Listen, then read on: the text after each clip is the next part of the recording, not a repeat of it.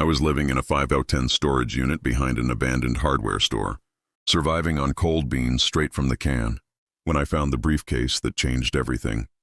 My name's Luca Marin, and just 6 months ago, I had a home, a steady job, a wife who smiled when I walked through the door, and 2 kids who used to run into my arms.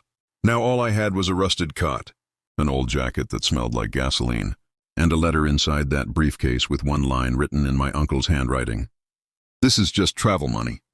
There was $50,000 in cash tucked beneath the note, and a folded map with coordinates leading to Montana. I didn't understand it then, but that briefcase wasn't a gift. It was a message from a dead man who'd been erased from my family's history, and what I found out there in the mountains made me realize that every loss, my job, my wife, my kids, had been orchestrated long before I ever knew it. My wife, Mara, used to tell me I was too trusting. "You think everyone's as honest as you are, Luca. One day that'll bite you." Funny how the one warning you about snakes turns out to be the one hiding the fangs. Because my boss, Vance Cromwell, didn't just take my career. He took everything I loved. And he thought I'd stay quiet. He had no idea what my uncle left behind. 6 months ago, I was the operations manager at Cromwell Timber and Supply, the biggest lumber company in our town of Mill Ridge, Pennsylvania. I'd worked there for 18 years. Rain, snow, overtime without pay, keeping that mill running while Vance showed up twice a week in suits worth more than my car. My son Eli had just made the varsity football team at 14. My daughter Sophie, 11, had written an essay about my hero, my dad. I thought I was doing everything right. Until one Friday morning I was called into HR. They said a company account had been tampered with, large, transfers linked to my employee ID. It was ridiculous. I'd never even logged into that system. But there was proof. Bank screenshots, timestamps, security footage. Someone had used my name, my login, everything. When I walked out of that office, security was waiting. By the time I got home, my wife was standing on the porch, suitcase by her feet. She didn't even look angry, just rehearsed. "Vance told me what you did," she said quietly. "He said you'd try to deny it." Her eyes didn't meet mine when she left with the kids. 2 hours later, my bank account was frozen, and my name was plastered on every local news site. Cromwell employee accused of embezzlement. I lost my job, my home, and my family in a single weekend. That's when I found the storage unit, $30 a week, cash only. I thought my life couldn't sink any lower, until I opened that briefcase. That night I couldn't sleep. The hum of the old fluorescent light in the hallway was the only sound breaking. Through the silence of that concrete box, I called home. The briefcase sat on my lap, still half open, and I kept staring at the photo inside. My Uncle Raymond, grinning with his arm around Harold Cromwell, Vance's father. I hadn't seen Uncle Ray since I was a kid. He was my father's older brother, the one everyone in the family refused to talk about. All I knew was that he died 20 years ago in a hunting accident, somewhere near the Montana border. At least that's what my father told me. But if that was true, why would a dead man leave me a briefcase with 50 grand and coordinates to the exact same place he died? The photo's back had a faint pencil marking. "Cabin 9, don't trust the mills." I didn't know what that meant. But I knew one thing. Vance Cromwell's father owned Cromwell Mills back then, the same company that destroyed my life now. My pulse wouldn't slow down. I spread the map out on the cold floor, tracing the red pen circle over the state of Montana, a town called Birch Hollow, population just over 2,000. The coordinates led deep into the forest, miles from any marked road. For hours I tried convincing myself not to go. It sounded insane, driving halfway across the country with money I couldn't explain, chasing a clue left by a man buried decades ago. But then I thought about the photo, about how my wife had looked at me like I was something dirty, how my kids hadn't even said goodbye, and something inside me, a part I thought was dead, lit up again. The next morning, I sold my old pickup's spare parts to cover gas, shoved the briefcase under the passenger seat, and started driving west. 3 days straight on the road. No music, no plan, just me and the map. Every mile felt like I was peeling away another layer of who I used to be. By the time I crossed into Montana, the landscape had changed. Thick pine forests, sharp winds, mountains rising like walls on both sides. The air smelled clean, almost too clean. It didn't feel like freedom. It felt like walking into someone else's story. At the Birch Hollow diner, I asked a waitress about the old Cromwell cabin. Her face changed the moment I said the name. You mean the one by Bear Creek? She said, lowering her voice. That place burned down years ago. Some say a man died there, but no one ever found his body. I asked who the man was, but she just shook her head. All I know is nobody goes near that place after dark. Folks say it's cursed. When I stepped back outside, there was a white SUV parked across the street. Windows tinted, engine off.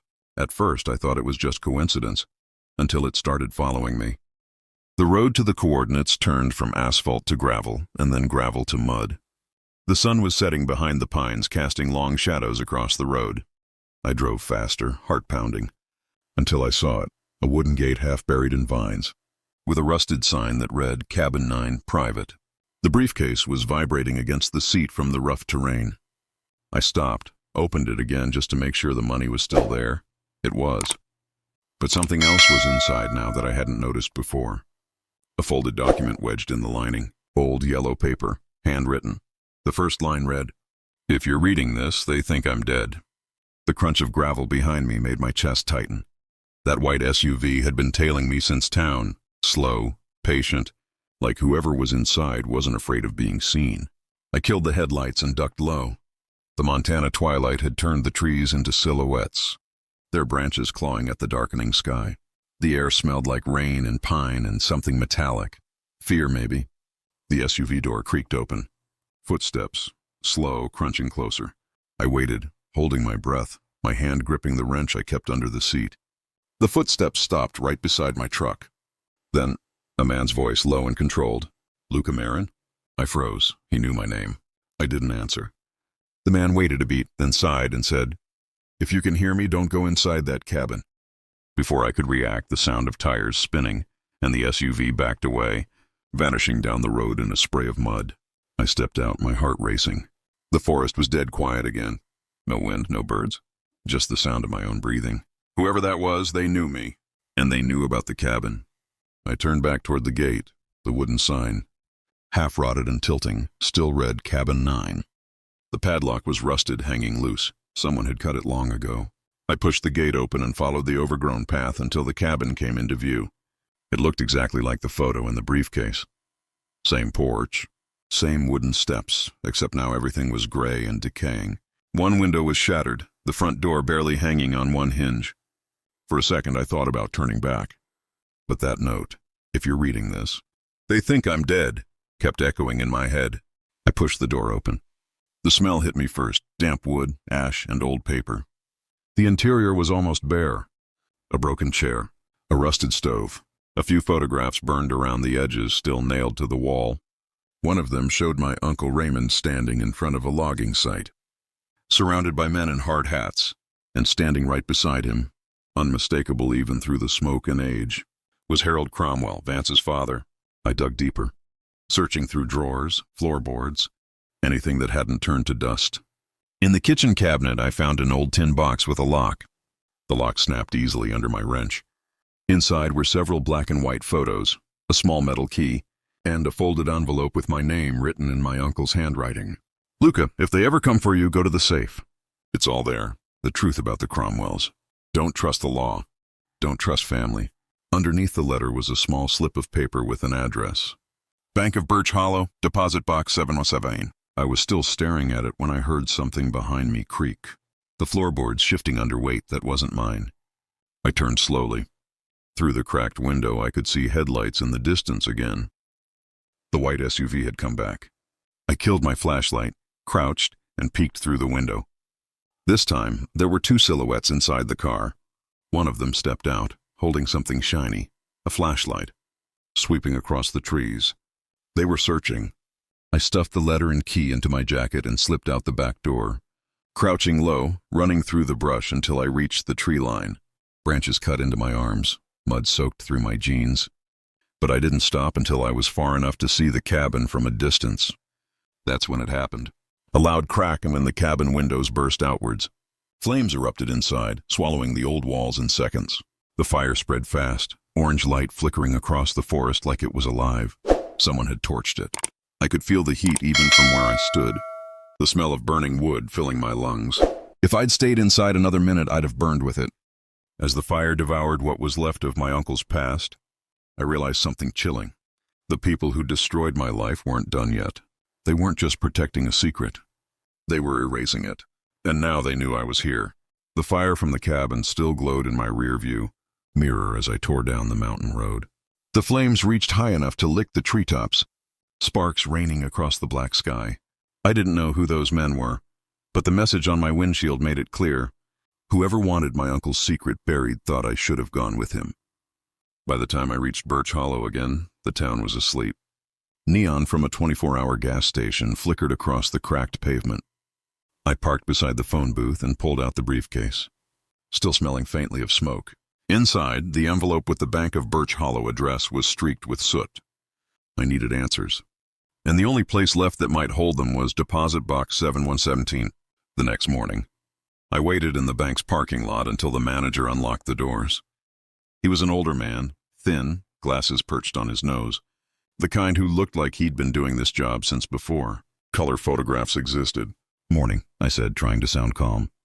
"I'm here to access a box for my late uncle, Raymond Marin. I think I'm listed as beneficiary." Inside were several black and white photos, a small metal key, and a folded envelope with my name written in my uncle's handwriting. "Luca, if they ever come for you, go to the safe.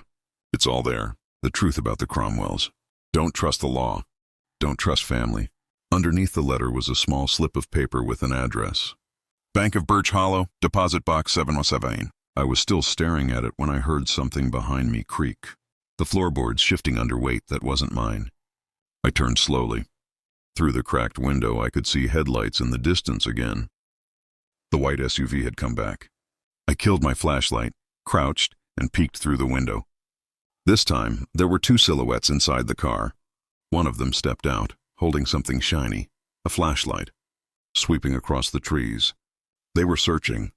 I stuffed the letter and key into my jacket and slipped out the back door, crouching low, running through the brush until I reached the tree line. Branches cut into my arms, mud soaked through my jeans. But I didn't stop until I was far enough to see the cabin from a distance. That's when it happened. A loud crack, and when the cabin windows burst outwards. Flames erupted inside, swallowing the old walls in seconds. The fire spread fast, orange light flickering across the forest like it was alive. Someone had torched it. I could feel the heat even from where I stood, the smell of burning wood filling my lungs. If I'd stayed inside another minute, I'd have burned with it. As the fire devoured what was left of my uncle's past, I realized something chilling. The people who destroyed my life weren't done yet. They weren't just protecting a secret. They were erasing it. And now they knew I was here. The fire from the cabin still glowed in my rear view mirror as I tore down the mountain road. The flames reached high enough to lick the treetops, sparks raining across the black sky. I didn't know who those men were, but the message on my windshield made it clear. Whoever wanted my uncle's secret buried thought I should have gone with him. By the time I reached Birch Hollow again, the town was asleep. Neon from a 24-hour gas station flickered across the cracked pavement. I parked beside the phone booth and pulled out the briefcase, still smelling faintly of smoke. Inside, the envelope with the Bank of Birch Hollow address was streaked with soot. I needed answers, and the only place left that might hold them was Deposit Box 7117. The next morning, I waited in the bank's parking lot until the manager unlocked the doors. He was an older man, thin, glasses perched on his nose, the kind who looked like he'd been doing this job since before. Color photographs existed. "Morning," I said, trying to sound calm. "I'm here to access a box for my late uncle, Raymond Marin. I think I'm listed as beneficiary." He frowned and typed on his computer. For a long moment, the only sound was the clacking of keys. Then his eyes lifted to me, cautious. "Box 717, you said?" He hesitated before speaking again. "Sir, that box has been sealed under federal restriction for over 20 years. It's unusual." My heart thudded. "What kind of restriction?" It was flagged as part of an industrial investigation. Cromwell Industries. That name again. I forced a shaky breath. "If my name's on record, can I open it?" He looked at the screen once more, then sighed. "If you have the physical key, yes. But you didn't get that from me." I slipped the small metal key from my pocket and placed it on the counter. He studied it, eyes narrowing. "That's the one." He led me down a narrow hallway into the vault. Cold, silent, the hum of air vents the only sound. The safe deposit boxes lined the wall like tiny tombstones. When we stopped at 717, he turned the key halfway. looked over his shoulder and muttered, "I'll give you 5 minutes." He left, locking the heavy door behind him. I slid the key the rest of the way and pulled the box free. It was heavier than I expected. Inside were 3 items: a black ledger book bound in cracked leather, a USB drive taped to the back cover, a folded photograph, my uncle shaking hands with Harold Cromwell, the same image from the cabin. But now I could see what had been cropped out. Behind them stood a sign that read, "Marin and Cromwell Holdings." My stomach dropped. The Cromwells hadn't built their empire alone. My family had once owned half of it. I opened the ledger, pages filled with numbers, transactions, names, foreign accounts, property deeds, offshore transfers worth millions. Every page was initialed HC and RM, but somewhere around the last few entries, the initials changed. HC remained, but RM was replaced with VC, Vance Cromwell. The date beside the signature was the same week my uncle supposedly died. I ran my thumb over the ink, the truth hitting me hard. Vance's father hadn't just stolen my uncle's company, he'd killed the man who tried to expose it. And now his son had done the same thing to me. My pulse thundered in my ears. If this ledger ever saw daylight, the entire Cromwell empire would collapse. The USB probably held proof. Records, names, transfers, but I needed a computer to check. I closed the box, tucked everything inside my jacket, and turned to leave. But when I reached the vault door, it wouldn't budge. From the other side, muffled voices. One of them was calm, confident. "He's still inside. Don't let him walk out." "Vance." My breath caught. I scanned the room for another exit. Another vent, anything. But there was only one way out. The metal felt cold against my palms as I backed away, gripping the ledger tight. Then bang. Something slammed against the vault door. Another hit, louder. They were breaking in. I shoved the ledger back into the briefcase, kicked the utility panel beneath the wall, and spotted a narrow service duct, barely wide enough for me to squeeze through I pulled myself into the duct just as the hinges gave way. Voices spoke. "He's gone! Check the hallway, he can't be far." I crawled through the duct until I hit a maintenance exit that opened into the alley behind the bank. The morning sun hit my face as I ran, lungs burning, heart pounding, clutching that briefcase like it was life itself. By the time I reached my truck, my hands were shaking so badly I could barely fit the key into the ignition. The ledger sat beside me, its corners worn and edges singed from the fire. I flipped it open to the last page. Under Vance Cromwell's signature was a single hand-written line, one I hadn't noticed before. "The children belong to them now." My throat went dry. What children? I thought of Eli and Sophie. Luca drove all night, the engine groaning as if it too carried the weight of his past. By sunrise, the road narrowed into a pine-lined gravel path that ended at a weather-beaten house tucked against the mountainside. A rusted mailbox out front still read Hendris, his uncle's old place. The coordinates matched. He stepped out, gravel crunching beneath his boots, heart thudding with every step toward the porch. The key from the briefcase fit the lock like it had been waiting for him. Inside, the air smelled of cedar and dust, and something else. Secrecy. Stacks of paper lined the walls, land deeds, bank statements, photographs of Cromwell lumber trucks parked beside federal inspection sites. There was a file labeled Project Everpine. Inside were maps, offshore accounts and payoffs, all signed by Vance Cromwell. Luca's pulse kicked. His uncle had uncovered a massive environmental fraud. The Cromwells were laundering money through illegal land sales. His uncle must have tried to expose them before he died. But tucked behind the documents was something worse. A legal notice filed under Luca Moretti v. State of Pennsylvania, dated 2 months ago. He'd been framed for embezzlement. Someone had forged his signature. He barely had time to process when headlights slashed across the window. A black SUV rolled up the driveway, slow and deliberate. Luca killed the lights and crouched behind the couch. 2 silhouettes stepped out, men in suits armed, scanning the property. One of them spoke into a radio. "We've got movement inside. Orders?" Luca's heart hammered. He eased toward the back door, clutching the briefcase like it was life itself. As he slipped out, gravel betrayed him, a crunch too loud. "Hey, stop right there!" He ran. The forest swallowed him, branches clawing at his jacket, the SUV's engine roaring behind. For a second, the old Luca, the man who trusted everyone, wanted to stop and explain. But that man was gone. He dove behind a fallen log, breath ragged, clutching the map his uncle left. In the dim light of dawn, he noticed something new. Another set of coordinates written faintly beneath the first. He whispered to himself, "You knew this was coming, didn't you, Uncle?" As the shouts faded behind him, Luca realized he wasn't just running from Cromwell. He was running toward something much bigger. Luca didn't stop running until the first streaks of dawn burned through the trees. He collapsed beside a creek, lungs on fire, every muscle trembling. The cold mountain air bit at his skin, but his mind was burning hotter. The second set of coordinates on that map. His uncle hadn't just left him money. He'd left a trail. He followed the creek for miles until the forest opened into a narrow valley. There, hidden between cliffs, sat an old mining shack, half swallowed by vines, its tin roof sagging like it hadn't seen a soul in decades. The second coordinates matched exactly. Inside, dust hung in the air like ghosts.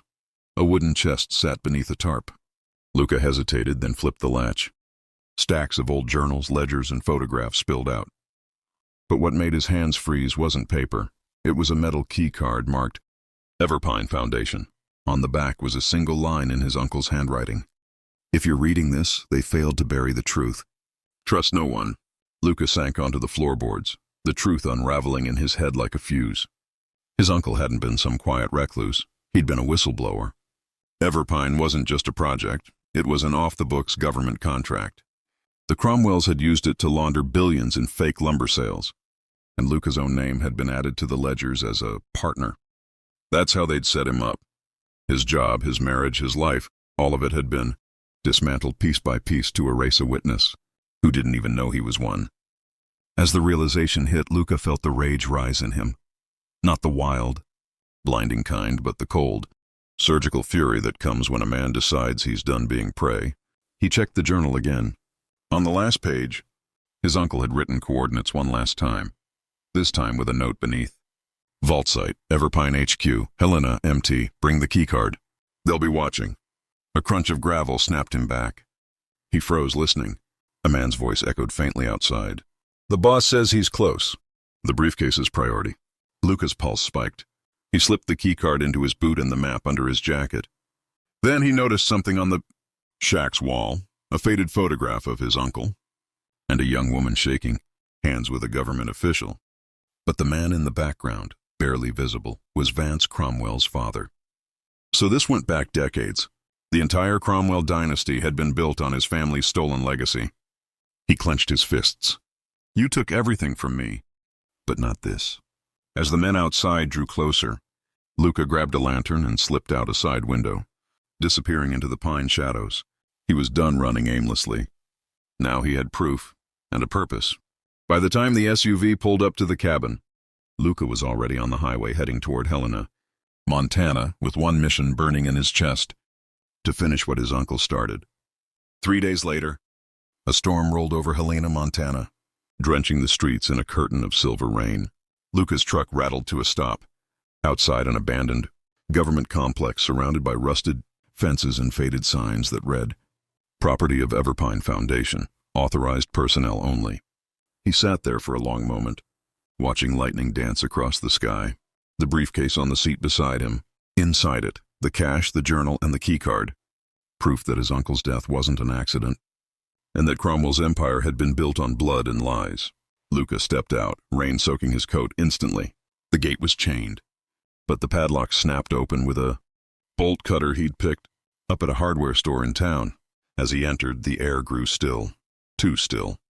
He found the main vault buried beneath the foundation, just like the map showed. A steel door with a card reader waited at the bottom of a concrete stairwell. When he slid the Everpine keycard through the slot, the lock clicked and the door hissed open with a low mechanical groan. Inside was a dimly lit archive room lined with file cabinets, old servers humming faintly, and boxes stamped with government seals. He opened the first box, rows of checks made out to shell companies, all funneled to Cromwell Industries. The next box contained signed contracts, names of politicians, inspectors, and even judges, all bought to protect the Cromwells. But at the very bottom, beneath a stack of folders, was a video cassette marked in red, "Confidential, Witness Statement 2015. Luca found an old player in the corner, plugged it in, and hit play. Static. Then his uncle's face appeared, older, thinner, but unmistakably calm. If you're watching this, it means they silenced me. Everpine isn't a foundation, it's a cover-up for illegal deforestation and money laundering. They used my own nephew, Luca Moretti, as the fall guy on paper to keep investigators off their trail. But I've hidden every piece of evidence here. Luca, if it's you watching this, finish it. And don't trust Vance. He's not working alone. Luca's throat tightened. His uncle had died trying to protect him. Suddenly, on footsteps. He spun around just as a voice echoed down the stairwell. I told you, Luca. You should have stayed in that storage unit. Vance Cromwell stepped out of the shadows, soaked and smirking, a pistol in his hand. You think you're some hero? You're a broken man clinging to a ghost story. Luca's jaw tightened. You took my family, my job, my name. But you made one mistake, Vance. You left me breathing. Vance laughed, stepping closer. And you think you can prove any of this? Nobody will believe a washed-up mill worker over me. Luca didn't flinch.